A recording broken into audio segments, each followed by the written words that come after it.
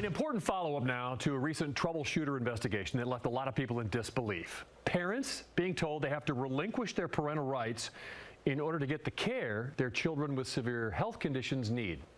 A lot has happened since my initial report on this. We have a happy ending to report tonight for one family. Sometimes in life, just when you think it can't get any worse, it actually can. We've lost all hope. We've lost all hope. We've lost all faith. That was Jeremy Hayden in October. He came to me with an impossible sounding dilemma. His son Andrew, suffering a myriad of severe health conditions after a stroke at birth, needed care his family could no longer provide. After being approved for every kind of specialty care you can get in Kentucky, he was told he couldn't get any specialty care in Kentucky unless he gave up his parental rights. He told me that Kentucky is a very under-resourced state for caring for children with special needs. And he said that it's not uncommon for parents to have to sign their children over to the state, put them in the state's care in order to get them the care that they need. We learned not only was something like that possible, it was happening to other families in Kentucky. We're looking right now at 3 parallel cases for 3 members of the General Assembly. And there's also a Louisville media outlet that's looking at a 4th case, and they're all identical. For some reason, what those parents face is to get the medical help they need, the only achievable way to do that is to give up custody. Kentucky Youth Advocates Director Terry Brooks got to work, Wave News got to work, and Jeremy Hayden got to work, trying to find a solution to an unimaginable choice, but none came. Then, on one of his trips to an out-of-state hospital caring for Andrew in the interim, Jeremy got a call informing him his case was being turned over to Child Protective Services, and now he faced having Andrew taken away from him. Literally in that moment, my whole world crashed. Like everything that I'd felt like I'd been fighting for was just done. It was just over with.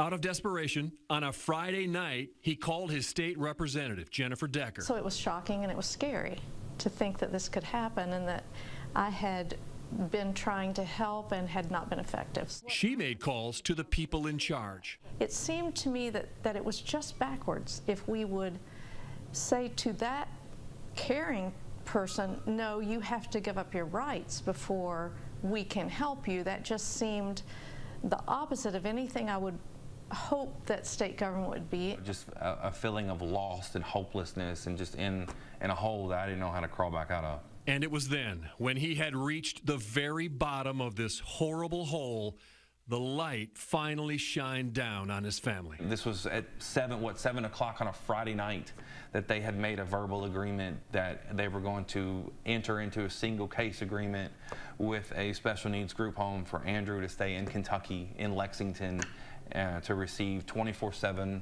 one-to-one care, you know, everything that he needed, all the things that we've hoped and prayed for years and years for him, just literally all came together within a 2-hour time frame. Decker was told it was all a misunderstanding and there is no regulation in Kentucky for parents of special needs children to give up their parental rights to get the help they need. Hayden says it was no misunderstanding. He says he was told that directly by a social worker in his home. I'm so blessed and thankful that my case is done, but I hate that there are other parents going through this. I know a couple of them directly that are, you know, one child has been placed in the state of Florida because there was no care for him in Kentucky, and now his family is like going back and forth between Kentucky to Florida to spend time with their son. Hi, you got some love for me? Jeremy says Andrew is thriving in his new facility, only 40 minutes from their home. The only hang-up was no shower access for him there. Corsair Charities saw my original report, reached out asking how they could help, and they paid for the fully remodeled bathroom for him. I'm forever in your debt for you listening to me and coming here and being really the first person to hear me, you know, and to text me and to email me and just checking in and following up. And it gets better. Jeremy Hayden has been invited to be a member of a Medicaid Services advisory group, now meeting to look into the problem. Going through this whole process of whether to sign my rights over, you know, so many people told me, oh, you know, it's just signing a piece of paper. You're still dad, right? But for me in my heart, it didn't feel that way. You know, it was bigger than that. That, you know, something is wrong in our system. Representative Decker vows to get to the bottom of why this is happening. She says Kentucky must be able to provide services to children like Andrew. Jeremy says he'll do what he can on this advisory group, which meets again this month. Well, the Wave News troubleshooters are working hard for you. If you have a tip just like that one, send them to us. Go to the Troubleshooters tab of wave3.com and fill out the submission form.